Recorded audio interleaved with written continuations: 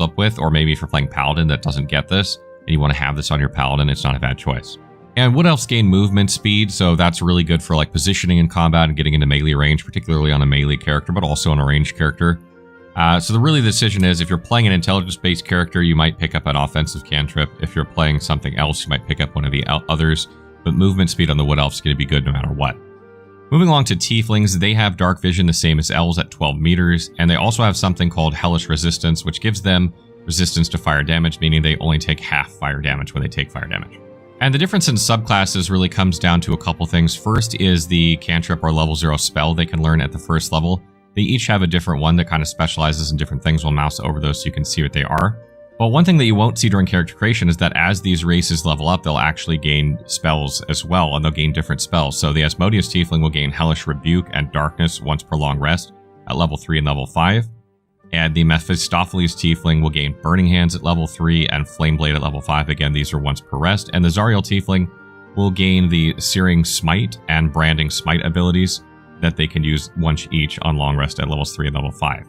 Dark Vision, just like on Elves, is very useful for specific places of this game, making this a good racial choice for anyone. And I think the choice of subrace really comes down to the spells that you gain, the ones that I mentioned as you level up, and also whether or not you want to use Thaumaturgy, which gives you advantage on Intimidation and Performance checks. So maybe if you plan to be a character that uses Intimidation a lot.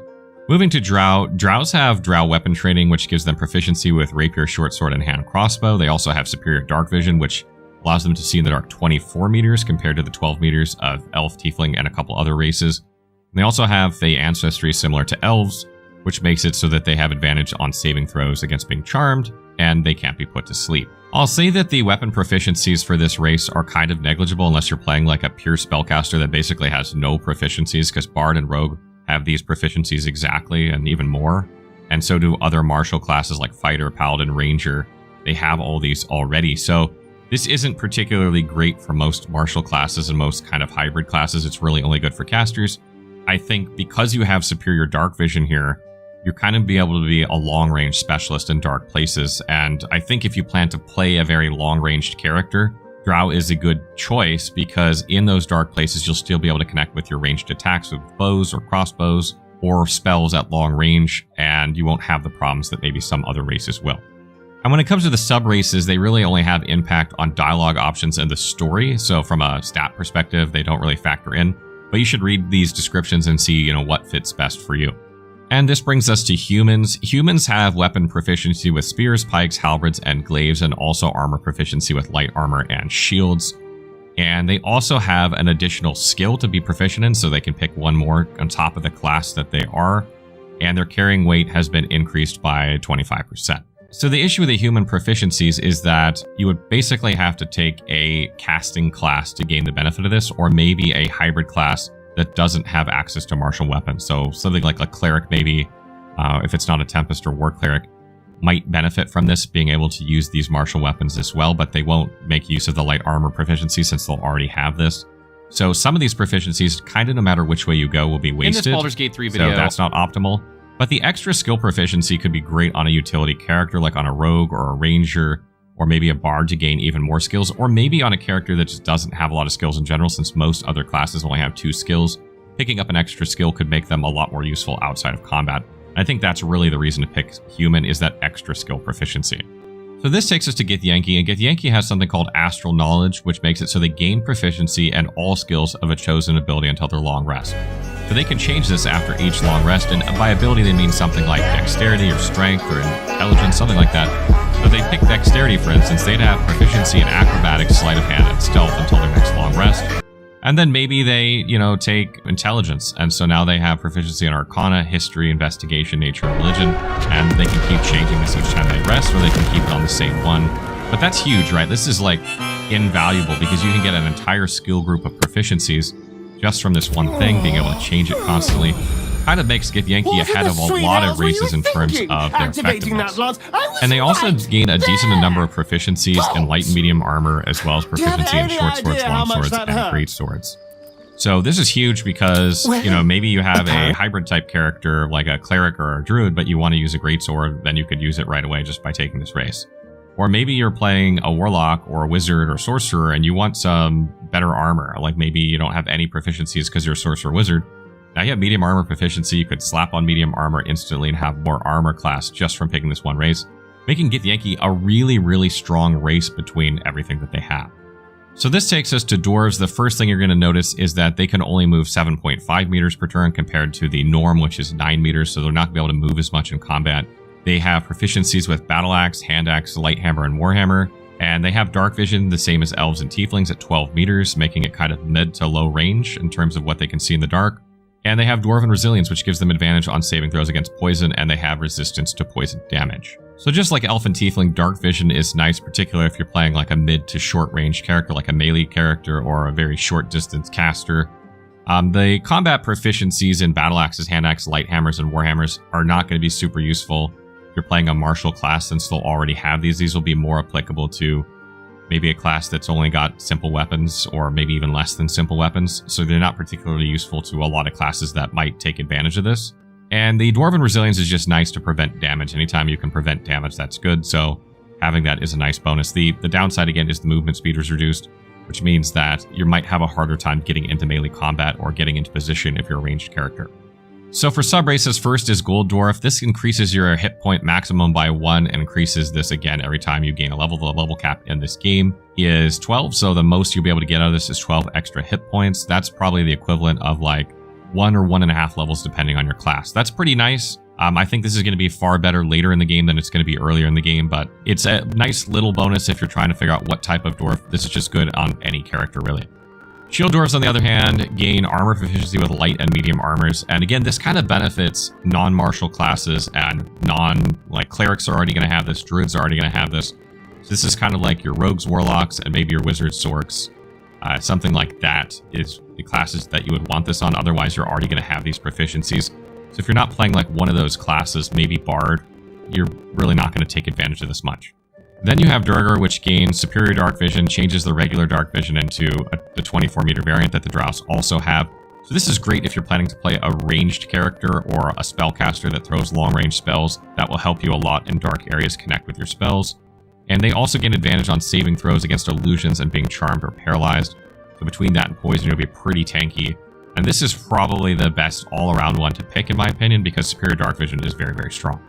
So that takes us to half-elf. They also have weapon proficiency with spears, pikes, halberds, and glaives, and armor proficiency with light armor and shields, just like humans do. But they also have dark vision like elves, tiefling, and dwarves, so they're going to, again, have mid to short range dark vision in dark places. And just like elves, they have advantage on saving throws against being charmed, and magic can't put them to sleep. So really the choice between elf and half-elf, besides RP purposes, is the proficiencies. Do you want short and long swords and short and long bows, or do you want weapon proficiencies with stabby long weapons? And maybe the shield proficiency is what you're after. Maybe you're playing a warlock and you just want shield proficiency. This could be an easy way to get it. So that's really the difference between those. And I think that's what it's going to come down to, is whether you need those proficiencies or not. And then sub-races change a couple of things. High half-elf works very similarly to high elf. You'll get to choose a cantrip. Again, the offensive ones are based on intelligence. So if you're not an intelligence character, you probably won't take those. If you've ever picking up like a utility one like Blade Ward or Friends or something like that, if you're not an intelligence character and you want to take high half-elf. Wood half-elf, on the other hand, will give you increased movement speed, allow you to move further in combat, just like Wood elf will. And Drow half-elf will give you access to the light cantrip, which will allow you to create light in dark places, which, might help offset some of the, vision problems of some of your characters. You yourself will have some dark vision, so you shouldn't need it, but you might have party members that don't, and that's good in those cases.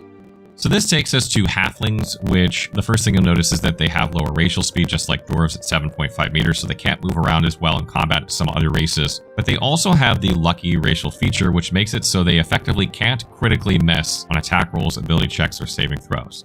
So that's like a 5% chance, 1 in 20 is a 5% chance roughly, to critically miss in any of these scenarios, and anytime that happens, they get to reroll and use the new roll and die. So that's really, really strong throughout the course of a game.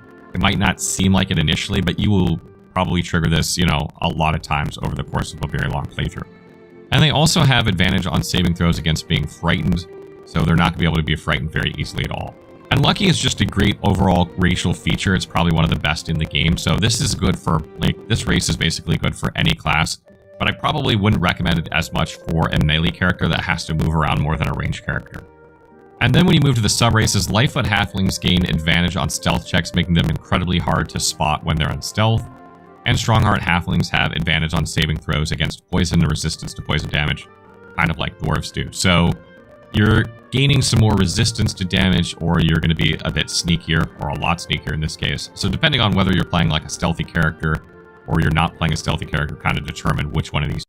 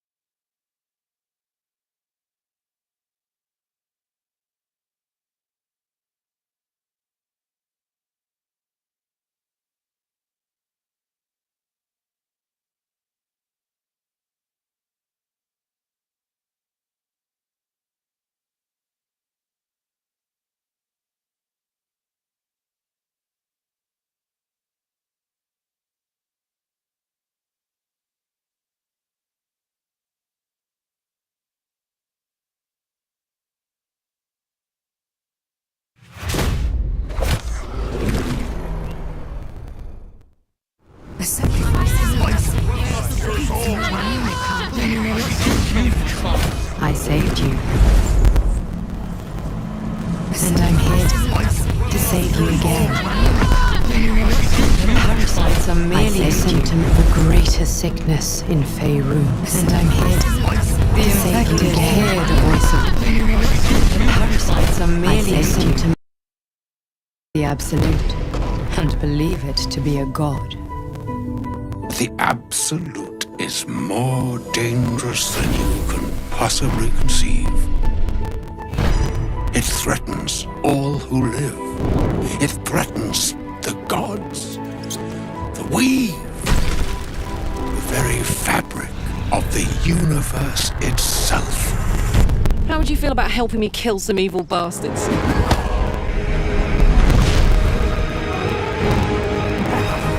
It blesses me this day. Together, we might survive. I'll enjoy watching you try. In mere moments, all that you have dreaded will come to pass. When the screaming stops and your mind is gone, the rest, perhaps, is silence.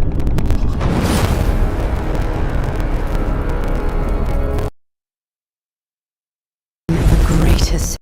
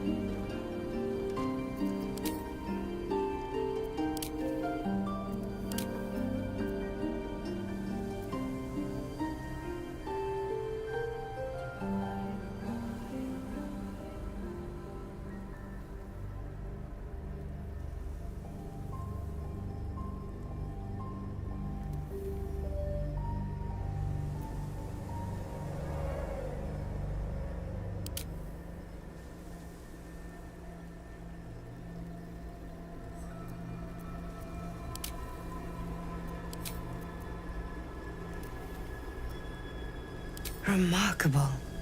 Truly.